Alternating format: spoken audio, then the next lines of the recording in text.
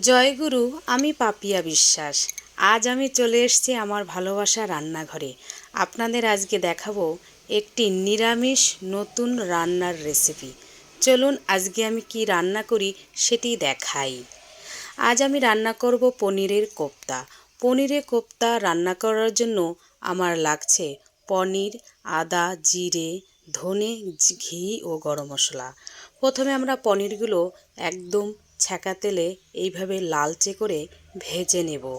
ভেজে নেওয়ার পরে কড়াইয়ে তেল দিয়ে সমস্ত মশলাগুলি একে একে দিয়ে সুন্দরভাবে কষিয়ে নিব। কষিয়ে নেওয়ার পরে আমরা যে পনিরগুলো ভেজে রেখেছি ওইগুলো দিয়ে আরেকটু হালকা নাড়াচাড়া করে জল দিয়ে আমরা নামিয়ে নেব।